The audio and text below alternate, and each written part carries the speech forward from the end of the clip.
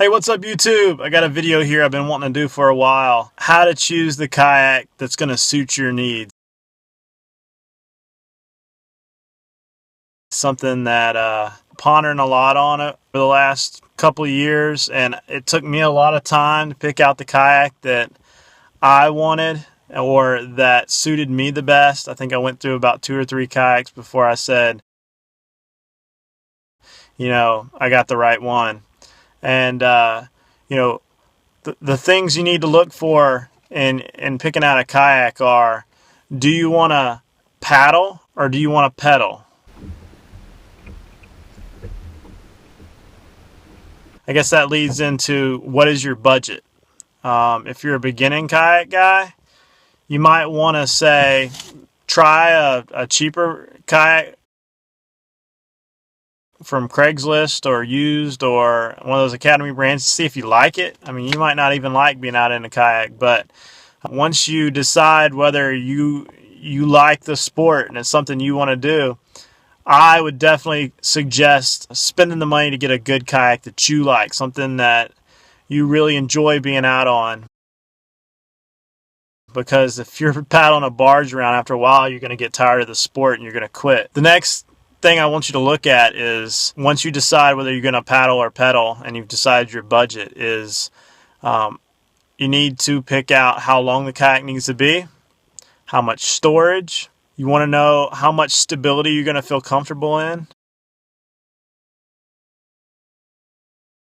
Are you going to put electronics in your boat? Are you going to be going inshore or offshore? A lot of picking out a kayak is deciding where you're going to be going. If you're going to be going offshore, you're going to want a big boat. You're going to want 13 feet plus if you're paddling. And if you're pedaling, the Hobie Outback's 12 feet, and the pedaling allows you to have a shorter boat because it just handles itself better with especially with the rudder combination that goes on the Hobies. I have a sailing rudder on mine, so it tracks perfectly straight in any type of weather. So when you're looking at storage, if you're a big guy, you're going to want a wider, longer kayak. Especially if you carry a lot of gear with you. If you're one of those dudes that carries 900 rods and, a huge cooler with ice and, 900 space jackets, then you're going to want a big, long kayak. Something, if you're paddling, something like the big Krakens or the Ocean Kayak Prowler 15s or 4.7s or, the big pro anglers. If you're looking for speed, that's going to be your longer kayaks if you're paddling, and if you're pedaling, the longer kayaks. The Hobie Outback, if you're pedaling, the Hobie Outback, you're going to get like 3.5 miles an hour tops. I mean, you can pedal really fast and do a sprint. You're going to get to that plateau, and then the kayak's not going to go any faster. It's just the whole speed of it. I haven't really pedaled a pro angler, so I'm guessing the top speed is going to be about the same.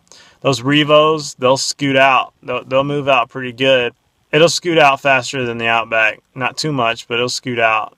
For the paddling boats, those big long Prowlers are fast. The big long Tarpons are fast, 14 feet. The 15-foot Krakens and the 14-foot Cuda from Jackson, those are fast kayaks. They're faster than the Outback, but you need to put a rudder on them if you're going to be in the big shop. I mean, you don't have to, but it helps. If you're going to put electronics in the boat, basically it boils down to storage. I mean, you're going to have to put a battery in there, and then you're going to run wires around, and the leg room on some of these boats is going to say whether you're going to put a big screen fish finder on it or a small fish finder. I got a small 4-inch version on my Outback. It fits perfect. It works perfect.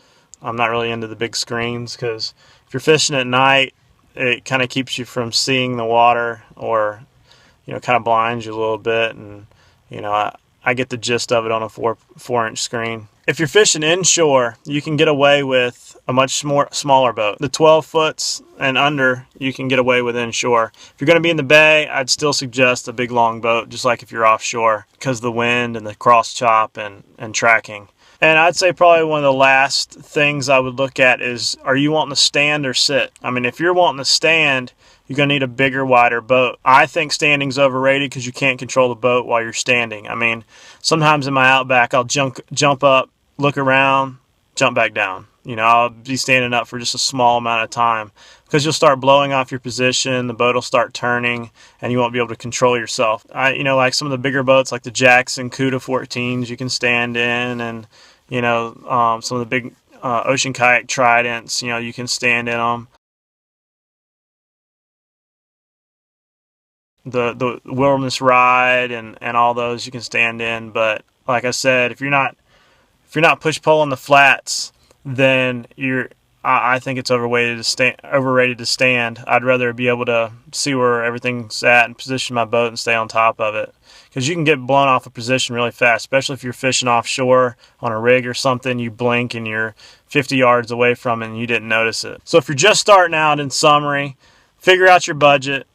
Figure out where you want to pedal, your storage, what you're going to be where you're going to be fishing, and how big a water, and then go from there. I mean, if you're starting out, those Ocean Kayak Prowler 13s are awesome boats. The Hobies, all of them are awesome. The Jackson Cuda 14's an awesome boat. The Wilderness Ride and Tarpon series, those, you're not going to go wrong with those boats. But I mean, go ahead and get a good boat. Don't scrimp on it because you're gonna be upgrading later, or you're gonna be paying for it because you're upside down, or you had a bad experience and you don't want to fish anymore.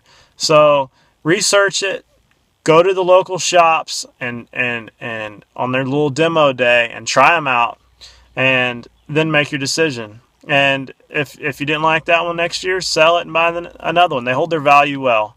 So if you got any questions, shoot it to me on my email. Follow me on yakmotley on Facebook. Follow me on Instagram at yakmotley. And I hope to hear from you soon. See you later.